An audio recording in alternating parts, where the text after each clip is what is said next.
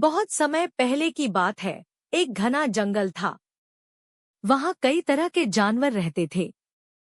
जंगल के राजा शेर राजू की ताकत और समझदारी के कारण सभी जानवर उसका आदर करते थे। राजू न सिर्फ शक्तिशाली था, बल्कि उसकी निर्णय क्षमता भी बहुत अच्छी थी। वह हमेशा जंगल के सभी जानवरों की भलाई के बारे में सोचता था। एक बार जंगल में एक गंभीर समस्या उत्पन्न हो गई। शिकारियों का एक समूह जंगल में आया और बेजुबान जानवरों को बिना किसी दया के मारने लगा। जंगल के सभी जानवर डर और दहशत में थे।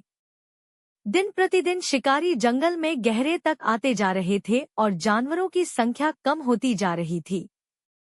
शेर राजू इस समस्या को लेकर चिंतित था। वह जानता था कि अगर समय रहते इसका हल नहीं निकाला गया तो जंगल का संतुलन बिगड़ जाएगा। वह एक समझदार और दूरदर्शी राजा था, इसलिए उसने जंगल के सभी जानवरों की एक सभा बुलाई। सभा में राजू ने कहा, मित्रों, शिकारी जंगल में घुसपैठ कर रहे हैं और हमारी प्रजातियों को खत्म करने की कोशिश कर रहे हैं।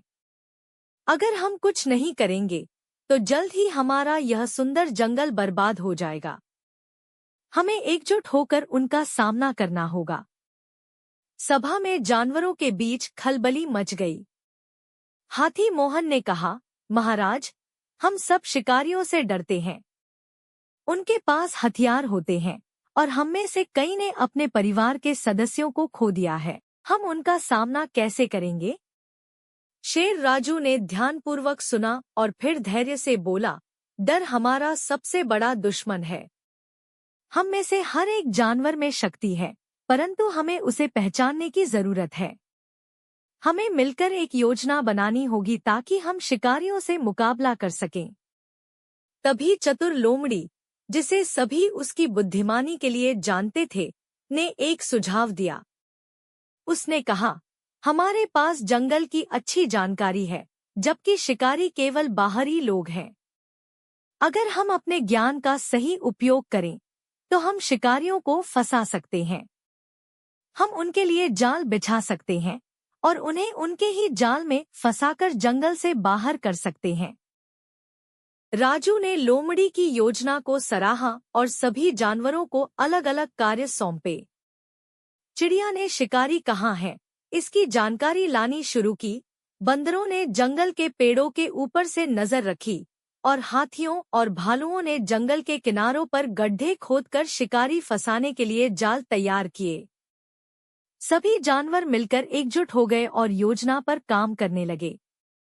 अगले दिन शिकारी जैसे ही जंगल में घुसे, चिड़िया ने राजू और उसकी टीम को संकेत दिया।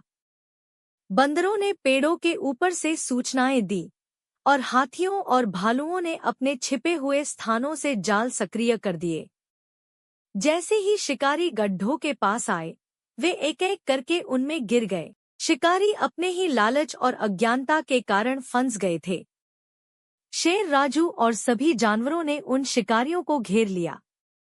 राजू ने गरजते हुए कहा, यह जंगल हमारा घर है। यहाँ की शांति और जीवन का सम्मान करो। आज हमने तुम्हें एक सबक सिखाया है, लेकिन अगली बार इससे भी बुरा अंजाम हो सकता है।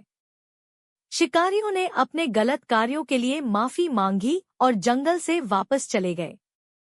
राजू ने उन्हें चेतावनी दी कि वे कभी वापस न लौटें, वरना उन्हें इसका भारी परिणाम भुगतना पड़ेगा। इस घटना के बाद जंगल में फिर से शांति लौट आई।